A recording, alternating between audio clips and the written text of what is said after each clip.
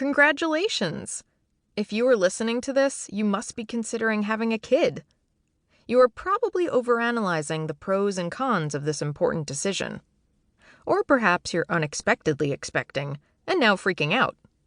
If it's the latter, this chapter may not provide you with a lot of assurances.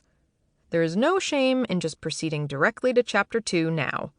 No one will ever know. The problem with the "should you have kids" question is that there is no one right answer for everyone.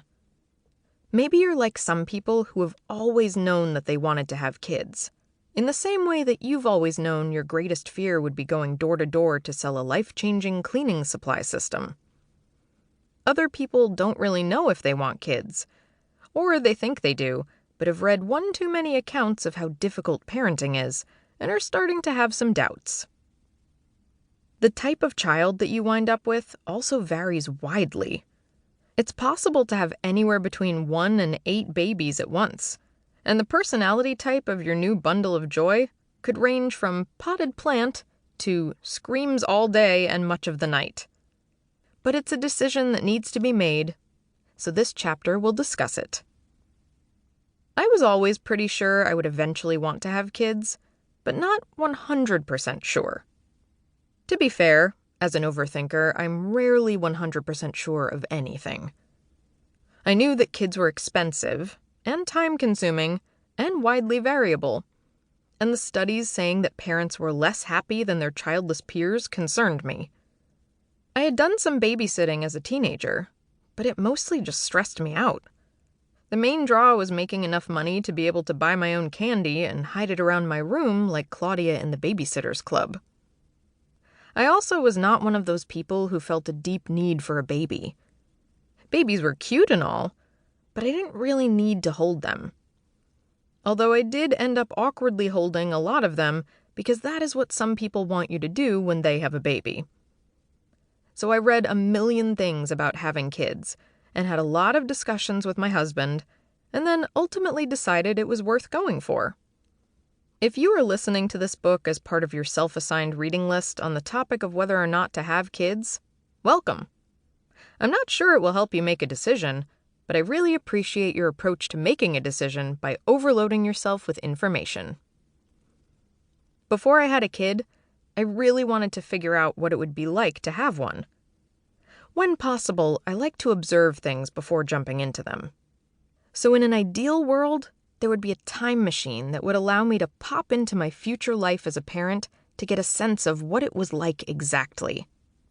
But since no such machine has been invented, yet, I had to just make do with a lot of pros and cons lists, and also try to see what parenting was like by observing other people. Of course, people who have kids sometimes like to gloss over the difficulties of parenthood, because if they are too honest, they may scare you off altogether. Still, there are some approximations for parenting that you can think about when trying to decide about having kids. The following pros and cons list contains some items for you to consider in the "Should I be in charge of small children" department. Don't forget to consider your own dreams and fears. Pros and cons list for having kids. Pro: people will stop asking you when you are going to have kids. Con: people will start asking you about the specifics of your baby's sleep patterns and proficiency level with baby sign language. Pro: can dress someone other than your pets in cute Halloween costumes and snowsuits. Con: possibility that kid will refuse to wear cute Halloween costume/snowsuit you have selected. Pro: good excuse not to have to attend your friend's experimental local theater production for 10 to 20 years. Con: attending baby gym and music classes requires a lot of socializing and listening to loud music. Pro: your kid is a new possible candidate for caring for you when you're old. Con: your kid may not actually care for you when you're old. Pro: new excellent excuse to leave parties after 2 minutes. Con: you will get less sleep for the next 5 to 20 years. Pro: Your previously dreaded commute will transform into cherished alone time. Con: getting alone time will become much more difficult. Pro: life-changing love or whatever. Con: you will be invited to approximately 50 kids' birthday parties a year and will probably need to attend some of them.